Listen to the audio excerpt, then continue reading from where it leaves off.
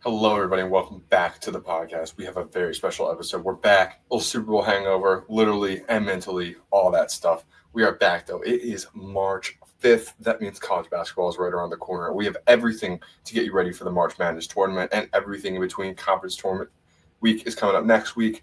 Some NFL news, some re-signings, all that and much more. The podcast starts right now.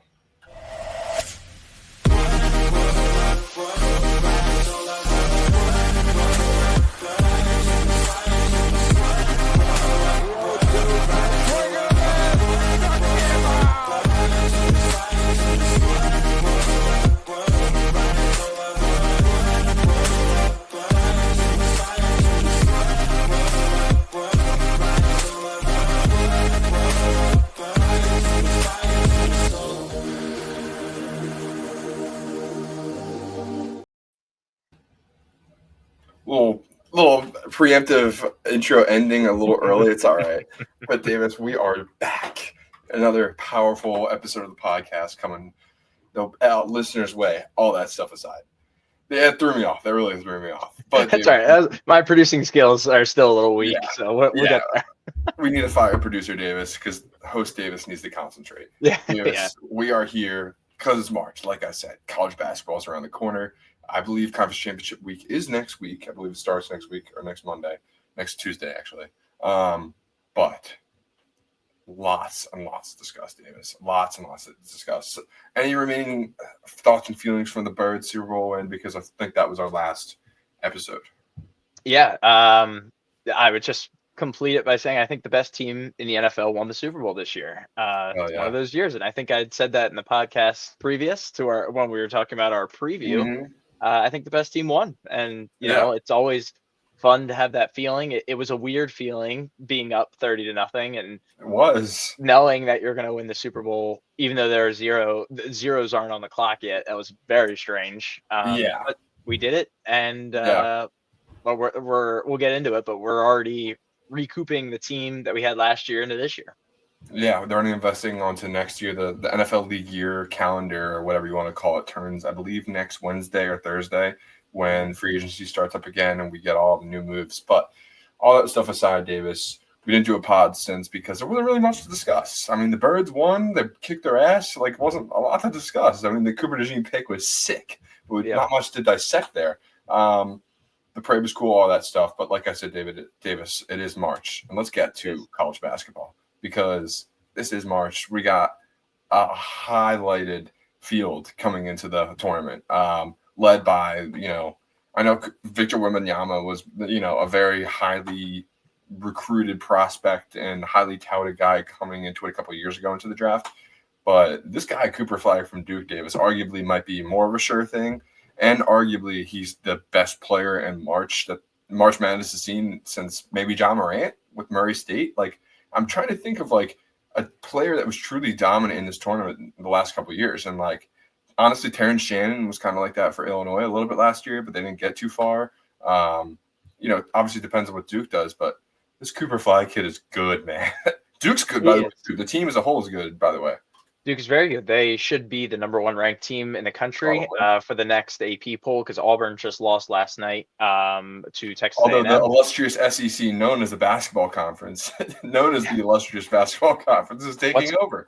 What's going on with the SEC this year is tremendous. But somewhat agree. I wouldn't put Cooper Flag in the territory of Victor Wembanyama just because literally height-wise and what he does is so unbelievable. For sure. But we'll see. I mean, yes, Cooper Flag can 100% solidify his name and edge his name into history with a deep March Madness run, but we'll see. Everyone thought Zion was going to do the same thing, and they got knocked out before the fall or whatever. Yeah, right? In the second round. Yeah, they got knocked out before the national championship game.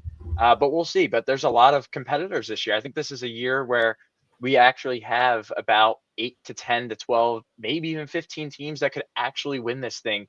We don't usually say that. Usually it's like I was saying about the Eagles. Usually it's the best team or one of the best two teams win every year, maybe an upset or two, a big upset here and there. But I think this is a year that we're going to see some fireworks and some stars kind of align for a few of these teams to make some deep runs.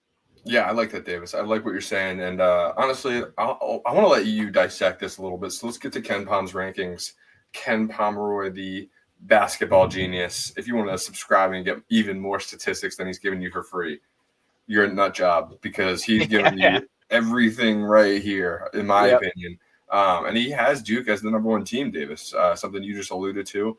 Auburn a close second. Those two teams are arguably the top two. I mean, the most powerful 1-2 punch that the college basketball has seen in a couple of years. There's been some really good number one teams, but it's been nice to kind of have that consistency at the top. I feel like last Yep. year, at least the year before, there was like number one's changing every other week. You didn't really know who was good, but this year it's the Blue Devils of Duke and the Tigers of Auburn, and there's no discussing it because there's a couple other teams in the SEC that we were talked about, like Florida, Tennessee, Bama. But I mean, those two teams are at the top. So other than that, Davis, let's start looking around the league because we've already issued who the Titans are. But who are the true dark horse teams that I don't want to say they can come out of nowhere, but because this is college basketball, but like who can, make a run and win the entire thing? Yeah, so I mean, there are some pretty simple stats that show you what team really is considered as a national championship Yeah. team, and that's being in the top 20 in both adjusted offense and defense. There's only 4 teams that fit that criteria this year so far, and that's Duke, Auburn, Houston, and Florida. 1, 2, 3, 4 on this list. But I would say if you're really good in one field, and you can kind of make up for it on a different side. Look at Alabama last year. They made a sweet Final Four run last year with the top offense in the entire league and a bottom feeder defense when it comes to Power 5 schools. And they're doing Yeah. the exact same thing this year. They have the number 3 offense in the league, and their defense is actually on the better side than it was last year. They're actually ranked 35th. They're also number 1 in adjusted tempo. So I think that's a team. They're not going to be a shock if they make the Final Four this year because they are a top 5, 6 team in the league. But I would say I think that's a team to look out for. And on the flip side, you can look around and talk about St. John's. They're a team coming Yeah. from the Big East that have a top 2 defense in the entire league, but the offense doesn't really blow anybody away. It's just At all. Yeah. no, not at all. And they're going to win in dogfight, scrappy games. I could also see them making a run, but there are a bunch of teams down here that I think even a team like Maryland, they're playing right now. I know this can get posted tomorrow, but they're playing Michigan right now up by 6. They're up 6. Maryland is a team I think that they are very competent on both sides of the ball. They're actually showing as number 16 in the country here, and they fit a mold of top 30 in both offense and defense efficiency wise. Yeah. That I would also look at. I would broaden that top 20 range to top 30, and then Maryland fits right in that zone along with Arizona, another team that I think, had a preseason high expectations. They've dwindled a little bit, but I'd take them right on, their decline right now because it's only up from here for a team that has been struggling. Yeah, I like that a lot. And I mean, there's a couple of conferences I got to add though, Davis, that have just fallen out of favor. Like I'll throw in the Big East. I mean, St. John's is good, and UConn obviously has won the last 2 national championships. But I mean, there's not a lot of firepower out of the ACC. We already got them lighting up Duke and telling you guys how good they are and how good Cooper Flag is. But not really anyone else in that conference is amazing or has a real threat to do something. The Big Ten, there's got a couple teams in there like Michigan State, Purdue, Maryland, like you already mentioned. Illinois, they're so weird. They got smacked around by Duke and then played their asses off the last couple of weeks. So there's some really weird teams and some really weird conferences. But is it going to come down to the Big 12? Is it going to come down to the SEC? Or can you see like a Louisville, maybe like a deep ACC team, or like I'm even looking at a Michigan or UCLA. Like, can they make a run? Or an Oregon because of Dana Altman? Yeah. I would say no when you're talking national championship wise, but when you're talking Sweet 16 wise, and when we're talking about these 6-11 upsets, these 7-10 upsets, I 100% think it's possible. And I would not be shocked to see one of these top 10 teams go down early just because of the parity in this league this year. We've seen a lot of upsets, and we've seen home court advantage matter so much for some of these teams that when they're away from their home court on a neutral, I don't know what's going to happen. So I mean, I feel like that's kind of like college basketball in general, but last year the splits were really, really bad, were they not? Yes, the last 3 years we've seen more upsets than in March Madness history. I believe we had 11 or 12 upsets in 2022 and 2023, which actually tied the highest of all time for a single Wow. March Madness. And there's only 63 games, so when you're getting upsets at a rate like that, again, Hmm. anybody can win. But guess what happened? We saw two of the best teams run it in 2023 with UConn and Purdue, and then or was that 2023? Yeah, UConn. No, that wasn't Purdue. Purdue lost in the first round that year. That was San Diego State. They played San Diego Yes. State, a Sorry. four Yeah. seed that was hot and looked fantastic defensively, like a team like St. John's. Yep. I think that we're going to see some upsets in the first 2 rounds, but I would not be shocked once we get to the Elite Eight. We're seeing a lot of 1 seeds and 2 seeds. Okay, so let's start talking about like potential looking out for what's going to go in the brackets and stuff. Who is a team at like the bottom of these seeds and at the bottom of the odds list that we have on the right hand of the screen if you're watching on YouTube, but that can win maybe let's say what is it 8-9 matchup or Mhm. a 5-12 matchup and can go far. Not necessarily win it all, but can go far. For sure. Yeah. And what I would like to do is look at some of these major conferences and see a middling team that can possibly go on a run that had a tough schedule. Look at a team like NC State last year. Yeah. NC State made the Final Four. They only made the tournament because they won the ACC conference tournament and they got on a hot run. Like Well, I have is there a no team like that has a player like DJ Burns who nobody ever talked about until the tournament, and then he was like, "I'm just going to become the most dominant player in college basketball out of absolutely nowhere"? Like, is there a player like that? I mean, it sounds crazy. I just recently put a ticket on them because of how bad they've Memphis? been doing. No, Kansas. I just did like 2 days Really? ago. They've not been playing very well, but they have a They've guy been who can playing do really that. bad. But they're going to make the tournament, and they have a guy Are in Hunter they? Dickinson. Yes, they have a guy in Hunter You sure Dickinson who about can that? do. They're sitting at a 6 seed right here on bracketology. We just pulled this. If I can get Kansas at a 6 seed, which I think is very possible, and you can give me a guy like Hunter Dickinson, who's I feel like has been in college for like 6 years, I'll take that. I'll take that star at a number like 60-1. They were just That 80-1 a few days ago. their team is just so inconsistent, and like they have good players. Dickinson's great. I believe his name's Ryan Griffin. He was on Bama's team last year. He went to the Final Four. Like, where the hell has he been? AJ Harris. They have Yeah, some good players. Mick. What's his name? Mick something. Number Uh, 12. yeah, I know who you're talking about. I'm not Yeah, sure. he's pretty good too. Like, I don't know. If it's just, I've seen some weird quotes from Bill Self recently. It just feels like the decline of the Jayhawks, the decline of that era in Kansas. For sure. I don't know, but is there another team? Because like I'm looking at a team like Kentucky, Texas Tech, who Yep. just beat Kansas, Memphis. I got a team you have a ticket on, but another team like possibly. I was just looking at them. Who did I miss? BYU, who's had multiple huge wins in a row. Can you see them going on a Final Four run? Because if NC State could last year, theoretically any of these teams could. Yeah, I could see BYU. I don't know who's going to be listening to this, but I was a huge BYU fan last year. Yeah. Mainly because of just the way that they played, the What about style they Kentucky this played. year? Because their coach from last year is now at Kentucky. So that's a part of my point. Kentucky, Okay. Mark Pope moved over to Kentucky. He's a Yep. Kentucky basketball legend, won a national championship with them. 1991. Sounds about right. Yeah, I think so.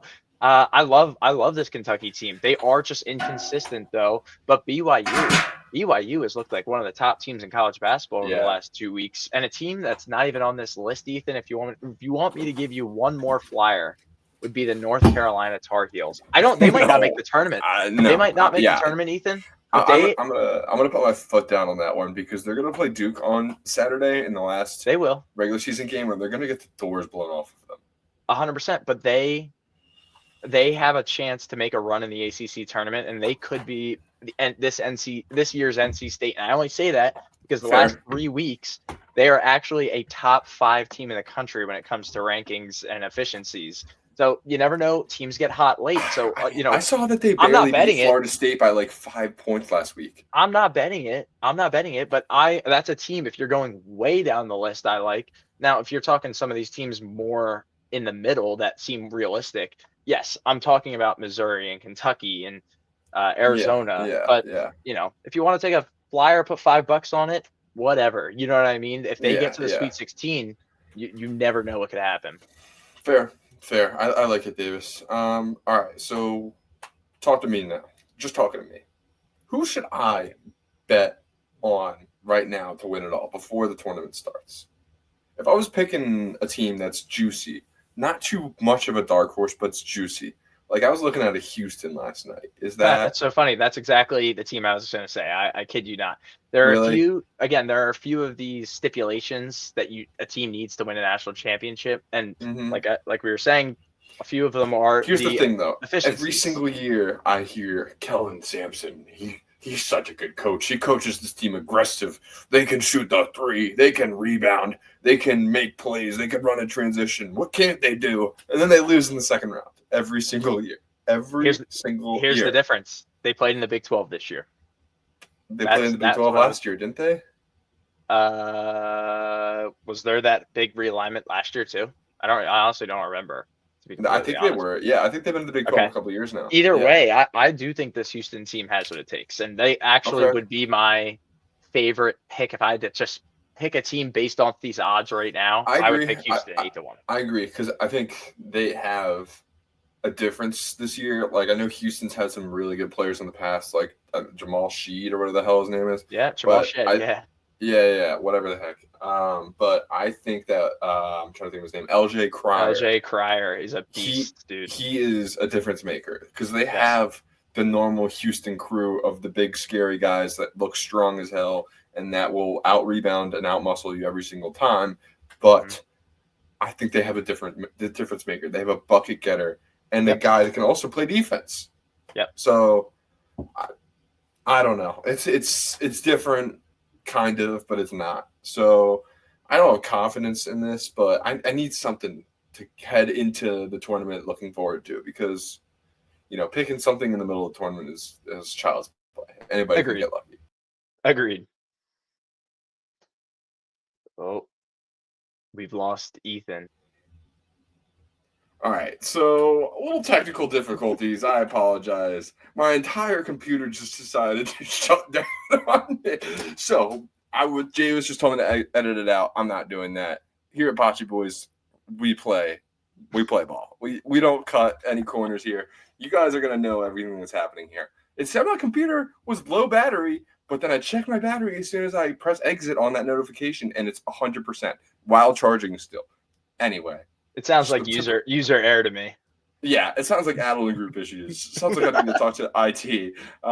That's neither here nor there. Steve, I love you very much. But anyway, LJ Cryer, dude, he is something else. Something else. This Houston team is legit good, but they play in a tough conference. And honestly, when it comes down to these teams at this point in the season, every single year, the one thing that bothers me is the conference tournaments. These conference tournaments have the ability to kill teams' momentum, kill teams' confidence, kill everything going for these teams. Like I've noticed year after year, especially a team like Kansas, for instance, has always been a top 5, top 10 team, and then they head into their conference tournament as a number 1, number 2 seed in their conference, whatever, and they get killed by a random team and they lose, and then they go into the NCAA tournament at a lower seed than they should have. Michigan State and Michigan and whoever else at the Big Ten, or the Big Ten is the king of that. Whoever the top team is loses, and then they flame out in the tournament. So that's kind of my biggest worry. But like I said, that can be the biggest worry for almost any conference, your leader or whatever you want to call it. So, but that's just my main concern with the team like Houston is they're just going to lose their momentum because like they've won games back to back to back that I don't think they should have won. I think that Texas Tech game should have been a loss, but I'm just a weird fan that's just like, we need to get our losses out before the season's over. I get it. Look, you're a Villanova fan, so you should know all about losing. Why did you have to add that in there? So Villanova also had a terrible loss last night to Georgetown. And if they had won last night, I would be on here saying, Villanova on the bubble, Villanova on the bubble. And I would be rooting heavily for Butler to kick the shit out of Xavier in the game they're playing right now. So unfortunately, that loss kind of nullified all of that. And look what you're doing, a podcast. Yeah, I'm doing the podcast. But even worse, they're right there. They were 18-12 before that game. They had a good record. They had some good wins. They beat UConn at UConn. They beat Marquette at Marquette. And then they do the stupid thing of getting their backs blown out by Providence at Providence, and they lose to Georgetown at Georgetown when they were like trailing the entire game. And then Eric Dixon had 0 points in the first half and has like 30 in the second half, and we still lose.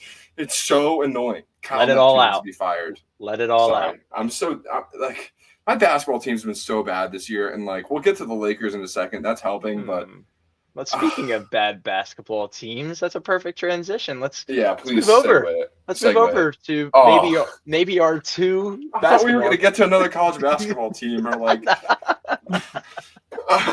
you transition into the Sixers. So I don't want to talk about the Sixers. They're so bad. Like, me neither. We don't have to talk about it very much. I'll cut up. I don't watch on the Sixers. I watch the Sixers. Quentin Grimes is our best player. We signed Paul George to a 4-year, $200 million extension for him to be Tobias fucking Harris.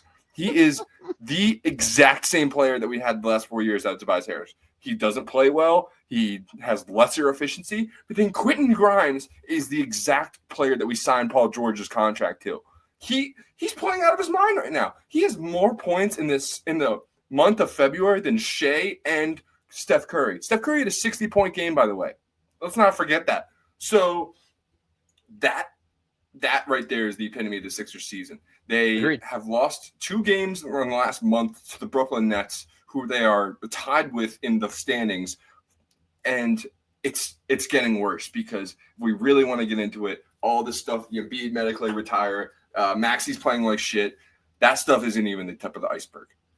The Sixers' first-round pick this year is protected picks 1 through 6. They have the 6th worst odds in the NBA right now. If that pick goes to 7, you'd be like, Ethan, what happens if it goes to 7? Well, it goes to the Oklahoma City Thunder, who, Davis, are the number 1 team in the Western Conference.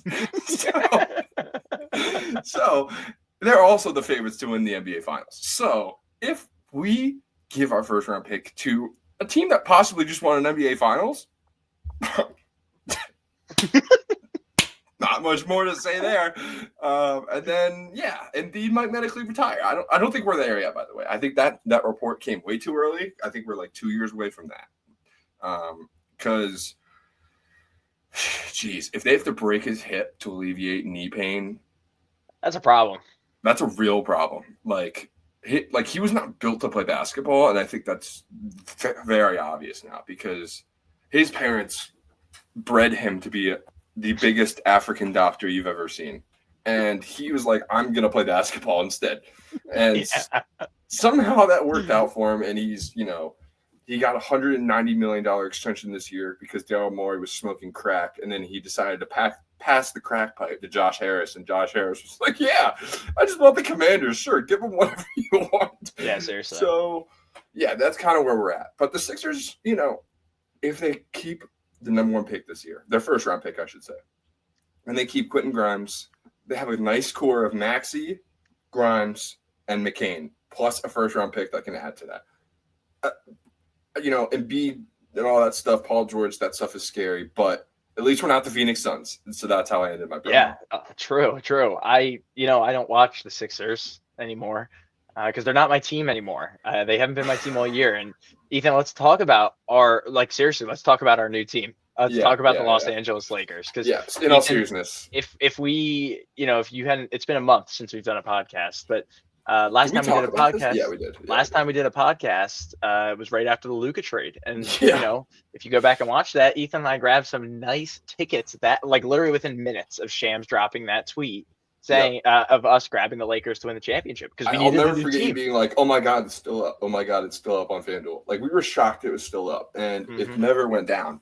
But you bought 2 tickets at 3,000 and plus 32 to 1. So yeah. Davis got 2 tickets. So Davis, of course, had to sprinkle a little extra. He always does. But me and Davis are invested Lakers fans right now. I mean, I'm not saying it at all hyperbolic. Honestly, I was being more jokingly about my Sixers promo. This is insanely serious. I am beyond convinced the Lakers can win the championship this year. Without a doubt. They have a significant significant red flag at rim protecting and shot blocking. That's not a question. They need to figure it out. But Jackson Hayes is playing very well. He's playing like the exact lob threat they need from Luka. Luka had a sick play last night where he faked going up for a floater and passed it to the side to Hayes, and Hayes threw it down. I mean, it's just like one of those split-second plays that you're like, that's why you trade Anthony Davis for Luka Doncic, because Luka Doncic makes the extra play in that second where, like, he's probably still going to make the floater, but he's like, why not just throw it up to the big guy? Like, simple stuff like that. This Lakers team is really good. They're the number one defense in the last 3 weeks. That doesn't make any sense. No, it doesn't. They're the best defense in the last 3 weeks to a month, and they lost Anthony Davis. This team is playing really well, and I know that, like, I think the Cavs coach Kenny Atkinson and the Pistons coach JB Bickerstaff probably are going to get higher praise for Coach of the Year, but JJ Redick, in my opinion, is the Coach of the Year. This team is second in the West right now. I mean, Luka Doncic is playing out of his mind, and LeBron is too. That's the thing. They're playing well together. They both had 30 points last night. Luka added 15 assists to that. And, I mean, you know, the Pelicans aren't anything, but they're putting teams away that they should, which is the right thing you want to see from a good team. But, Davis, how are you feeling about our Lakers? Yeah, I mean, they're playing fantastic, and I would say everything that you just said, especially with the rim protection and everything. But, you know, look at what's going on with the Mavericks right now. Like, this is – I wasn't even going to say. The Lakers traded away a hurting Anthony Davis, who's towards the end of his career. I don't want to laugh, actually, because the Kyrie injury was really upsetting. The Kyrie injury is honestly, it would be a pain to be a Mavericks fan right now, obviously. Yeah, I really feel bad. I take back my laugh. I apologize. But everything that the Lakers are doing is correct, because guess what? They made this trade for the future, and they're winning now, and they're going to be better in the future, I think. So I'm curious to see how Luka Doncic continues to, integrate into this offense. You know, people are going to say, "Oh, he's only averaging 23 points. LeBron's holding him back." It doesn't matter because when he first started playing for the Lakers, his first 3 games, he was on minutes restrictions, and look at his assist numbers. And they had 2 losses in those first 3 games. That played, look at the Jazz and the Hornets, which doesn't make any sense because they've beaten crazy teams since.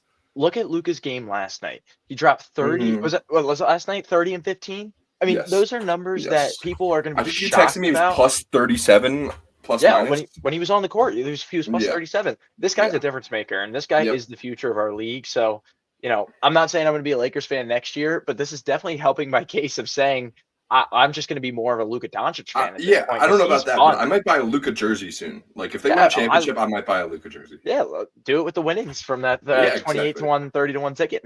Exactly. I think I actually might. I think I'm going to make that promise right now. I like it. But when you have 2 players like this that we're kind of asking each other before they start playing, like, when you have 2 players that make everyone else better, what can happen? And I guess what happens is you get like a ×2 stat boost multiplier, because guys like Dorian Finney-Smith are playing out of their mind. Gabe Vincent hasn't been shooting well recently, but like he reemerged out of absolutely nowhere. I think he wasn't even playing, and they randomly played him once, and he's been shooting better. Like Austin Reeves. Austin Reeves is a true 3rd star. Dalton Connect. I mean, they're so glad they didn't trade Mark Williams for him now. He's been shooting for them well. So, like, I mean, the Lakers are going to dip down. The Nuggets and the Grizzlies have had a tough couple of games. So, like, this will balance out. But at the end of the day, the Lakers right now feel like a lock to be a top 4 Western Conference team, which means they'll enter the playoffs hopefully with home court advantage. And when that happens, who knows? Who knows what a second-round matchup will look like for them at the same time? Maybe that's OKC, but man, OKC is the favorite. But if I had to talk Lakers, Clippers, or Lakers, Thunder, gun to my head, I might take the Lakers. I think it's closer than people think, but I mean, we'll see. The Lakers have the playoff experience. Sorry, we talked way too long about the Lakers. Yeah, they're our team. So, Yeah. Let's go to the NFL. How about the NFL? Yeah, let's do it. Let's talk about the NFL, because I hesitated to bring this up at the beginning, but Zach Baun re-signed. Saquon Barkley re-signed. Amazing. You can look up the stats online. I didn't really feel like putting in the contract numbers because everybody knows already. But the league year hasn't even started, and the Eagles' offseason includes freeing up space by releasing Slay and James Bradbury, 2 guys that will be missed. They, earned their Super Bowl rings, in my opinion, even Bradbury. They extended and and rewarded / reduced the cap for Saquon. This is the thing that I love for Howie. I mean, he's just pushing the money back, which seems like a simple tool, but no other GM is doing this. He extended Saquon when he probably didn't have to yet, but like he made everybody happy. He reduced the impact of the Eagles. He made Saquon happy because his pockets are even fatter than they probably are. And then, on top of that, the next day he re-signed Zach Baun at I think it was 3 years, $51 million, and he walked away with like 39 of it guaranteed, which is amazing. Amazing, Davis. For 1 star year, which I'm not saying it was a fluke, but one year where he was a stud. He got $39 million in the bank today. Exactly. You can't get better than that. And then just looking at more of Howie's accomplishments, the Eagles' offensive stars under contract until Hurts is under contract until 2029. Barkley's under contract until 2030 now. Same with A.J. Brown, both under contract until 2030, as well as Devontae Smith. Barkley, Brown, and Smith all under contract until 2030. And then Mailata and Dickerson both under contract until 2029 with Hurts. I mean, there's a couple guys that we're missing in there that I think are just as important, like Lane Johnson, Cam Jurgens, but I mean, that's the core. That's the core right there. And they're locked up for 4 more seasons? Yeah. Total? Yeah. It's Howie is doing the things that are needed to even sniff the possibility of dynasty. It's a tough word. I don't like saying the D word. I don't like saying the D word. I really don't. I think we should be focusing on going back to back. Shout out Drake. Yeah, 100%. But I would even consider dynasty getting to the conference championship and getting to the Super Bowl. Like I'm not saying I know one big game like dynasty means you got to win championships. Well, I mean, look, we won this one, right? So look at the Chiefs. I mean, the Chiefs have won 3. They've won 3 in 6 years. 50% clip. 50% clip. If we don't win the Super Bowl next year, that's okay. It's not the end of the world. Nice job. But I think that he's helping everybody and this organization to be prepared for greatness for the next 5 years, not just next year. Yeah. And then speaking of, this ties in back to Howie in just 1 second. The Raiders are making their star edge rusher, Max Crosby, the highest paid non-quarterback in the NFL. 3 years, $106 million, 91 guaranteed. Holy shit. Good for Max Crosby. But the reason I bring this up is because at $35.5 million per year, the edge market will take a jump. And this is very good news for Micah Parsons, Trey Hendrickson, and one Myles Garrett, who there have been rampant speculation that the Eagles are involved in trade rumors for Myles Garrett, even though the Cleveland Browns GM who owns Myles Garrett, that was a bad way of putting it, but you know what I mean. He is refusing to trade Myles Garrett. He says that he shouldn't because of obvious reasons, Myles Garrett being the best player in the NFL right now in his prime, and you don't trade players like that. Like, if they did a ranking, stop laughing. If they did a rankings of the top 5 people. That was hilarious. That was wild. I was trying to word that differently in my head, and it came out poorly. That was wild. Myles Garrett, the Cleveland Browns, at disagreement, basically what I'm trying to say. And it looks like either the Eagles or the Commanders are likely to land him. So, if that happens and they have to get him a new contract, it's going to be pricey. But I just wanted to throw that out there because it feels like this might happen, Davis. And are you involved? Are you optimistic in that possibly happening, or do you want that to happen? Yeah, a few people have already asked me this, to be completely honest, in the last few weeks, and the only thing I can say is you can't be mad if you have Myles Garrett on your team. Like, you know what I mean? And like, he's not a fit for the Browns. He's a star on a terrible team, and unfortunately his duties and his Pro Bowl echelon will never come to fruition when it comes to winning Super Bowls, because he plays for a poverty franchise. So yes, depending on what the trade is, of course I would look into it and try to review and be optimistic and see what we lost and what he gains by being on our team. But you can't be mad when Myles Garrett's on your team. For sure. And then if you happen to see Mason Rudolph gets signed by the Commanders, the Cowboys, or the Giants, watch out.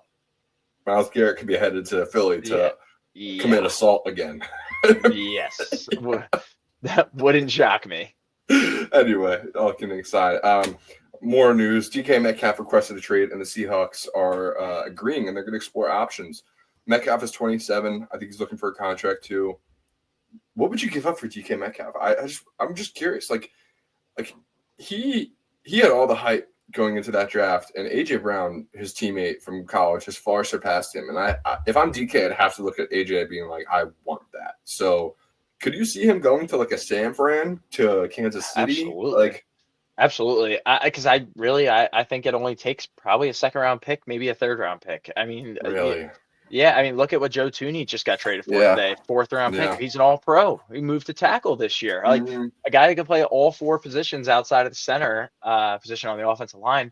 NFL trades are weird to me because it is so valuable. A second round pick is so valuable, and I look at it in NBA terms where I'm like, the 45th pick, pick guy might not even step on the floor. So I would guess second round pick goes for Metcalf, but you never know. And I wouldn't be shocked. Debo just got traded, same draft class, for a conditional 5th, I think. Yeah. Again, crazy stuff. But yeah, I wouldn't be shocked to see it be a conditional 3rd that could turn into a 2nd based on play time.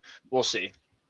Yeah, I like it. And then you just alluded to this: the Bears made 2 moves. They traded to the Rams for Jonah Jackson, who's a guard, and then Joe Tooney, who you just mentioned, played tackle this year, but his natural position is a guard, and he's an all-pro at that guard position. So the Bears, I mean, they're getting 2 guys who are, either at the end of their primes or past it a little bit. But this is exactly what Ben Johnson needs. He just left the Lions, who had a more than stout offensive line, probably the number 2 offensive line behind the Eagles, honestly. So, I mean, he's building the pieces he needs to succeed in Chicago. So if I'm a Bears fan, like, I would be more excited about this than anything they did last offseason. Keenan Allen's cool. All that stuff is cool. But when you're adding real pieces like significant offensive linemen who have proven that they can win in this league, that's all you can ask for. This reminds me of when the Eagles went and got Brandon Brooks. Mm-hmm. Yep. You know what I mean? Agreed. Yeah, I actually do agree. And yeah, building the offensive line is exactly how you start the process of building a playoff contending or Super Bowl contending team. And I wouldn't be shocked to see if I still at this point wouldn't say it's the Bears to win the division this year because they're in such a tough division. But I think next year I would not be shocked if they slip into a wild card maybe this year or just miss out. And then next year I wouldn't be shocked to see them start to take storm. I totally agree. I think he's going to be a great coach. I didn't really know much about him. And then I know I mentioned this podcast a lot, but he was on Part of My Take. And I've never heard him talk before. And I was like, he has way more presence and command. And like I don't know what I thought he would talk like, but he talks very like you believe everything he's saying. Like this guy is going to be a great, great coach. You can tell the Bears are going to be, just another premier franchise coming out of the shadows, hopefully. So that's always a good thing for the NFL. Agreed. Anything else we missed on today? I know that Christian Kirk got cut. Nothing super notable. I mean, next week's going to be a lot of college basketball. Yeah. So, and some free agency news galore. Yep. NFL will definitely be back once the draft starts coming around in April. Quick question. Where's Aaron Rodgers start next year? Great question. 5. Oh 4, my gosh. 3, 2, 1. It's so tough because I think the Giants. I think they're going to pick first. I think they're going to trade up for Cam Ward. So that was not what I said. Yeah, the Giants are actually favored to make the first overall selection this year now. That's literally, weird. They're like minus 120 to make the first pick. Although I could see Rodgers in the Raiders uniform and like him and Brady chopping it up before games or something like that. No. I could see it. Maybe Tennessee. I have no idea. Ugh. I heard that the Tennessee Titans like Will Levis, by the way. I know. I love Will Levis, but come on, he clearly doesn't have it. All right. Also, it being March Davis, let's get to baseball. We're about a month away. I'm starting to get excited. Yeah. All this stuff. Quickly, you have it. The Phillies, National League champs, plus 650. You showed me this slip before we started. I love this bet. I don't really want to get too deep into the Phillies yet. My brain can't handle it with the Sixers being terrible and basketball, and we'll get to that. We'll get to that in a second. But I gotta say, this Red Sox AL East winner is nuts. The Orioles are really good this year. No, they're not. The Yankees are really good this year. No, they're not. The Orioles lost Corbin Burns. I know. They have all the prospects in the world, and they're not going to take a step down. They do, but that's the problem. They have too many prospects, and they have guys that are going to have to sit on the bench. I might take the Orioles to win the fucking. I might take them to win the division right now. Honestly, go right ahead. Go right ahead. Guess what? I'm not trying to be pessimistic, but like but Jackson Holliday is so good. No, I understand, but Jackson Holliday isn't going to win you a division. I'll tell you who will win you a division. It's when you have an offseason like the Red Sox did, the best offseason in baseball, probably, maybe outside of the Dodgers. But because they brought in Alex Bregman, Garrett Crochet. They brought in. They traded for him. Okay, fair. They might have the best bullpen in the AL right now because of who they brought in. They brought in who's the guy from the Dodgers. Did they bring Kenley Jansen back? They brought in a few. They brought in a few pitching. They brought in Walker Buehler, guy who actually threw the last pitch in the World Series. He was phenomenal in the postseason last year. Isn't he shot kind of? Well, he was bad in the regular season, but he was amazing in the postseason. All right, so I just pulled it up on FanDuel. This is different because I think you looked it up on DK. But Yankees are plus 110, the favorites in that division. Orioles plus 250, the second favorite in that division, and the Red Sox at plus 420, which is about what you got. But they're the third favorite in that division. So you really think they're going to perform better than the Orioles and the Yankees? Because Orioles is whatever, but the Yankees, like they lost Juan Soto, but they're going to be back in contention this year. I do not think so, personally. We'll see. They lost Gleyber Torres. They brought in. I just gave you Juan Soto, and you're mentioning Gleyber Torres. Look at their lineup after the fifth guy in the order. It is horrendous. Bad. It is horrible. It might be one of the worst back end of the lineups that I've seen. Jazz Chisholm, though. Yeah, like he's going to make a difference. I'll take the Red Sox easily to win the AL, especially when you're talking about guys batting 5th and 6th with Rafael Devers back there, and you're talking Jaron Duran. We'll see. We'll see, because Rafael wants. Who's playing third base for them this year? Where's Bregman playing? Have we figured that out yet? It sounds like Bregman's going to play third, and Devers probably either going to move to first or DH. I've been looking. Maybe I didn't look this week, but I thought Rafi said that he will not move to DH or first. That was an emotional answer. Yes. So he's rescinded that. He's gone back on it. Yeah, because he knows he knows they did it for him. They're going to win and make the playoffs this year. Like that is their. I was going to say, because there's someone like posted like just the quote tweet and was like, I saw, yeah. It was like his like run differential was like a defenseman last year versus Bregman's, and it was like Bregman's was like first and Devers was last. It was very funny. For sure. Funny. Yeah, so that makes sense. All right. Well, that's what you're here for, David. You're here to educate me and the viewers on who's good, because I like the Red Sox. They've always been kind of enemy of my enemy is my friend kind of thing. Yep. I like the Red Sox. But this Phillies NL Champs thing, I love it. I do love it. I want to see the Phillies get back to it, especially after the Eagles have been close to. The Phillies have been so close. They've been knocking on the door, but what's going to get them over that finish line this year? Nothing has really changed. You talked to me before the podcast started, though, about Jesus Luzardo. He's a great starter, and you think the staff is really good. But at least offensive-wise, what can take us over the edge? Do you think Harper returns to MVP form? I think it's the top 5, along with the depth in the back end of the lineup. I mean, do you like Max Kepler? I don't mind Max Kepler. I wouldn't be shocked. And the Phillies are in big time buying mode. So what we're going to see on opening day is not what we're going to end the season with. I would not be shocked if we bring in a true closer and Brian. Like, we're going to bring in a top. What about prospect watch? Closer. Any prospects getting pulled up this year? You think we see Painter? You think we see Crawford Kidd? You think we see Aiden Miller? You think we see Griff McGarry?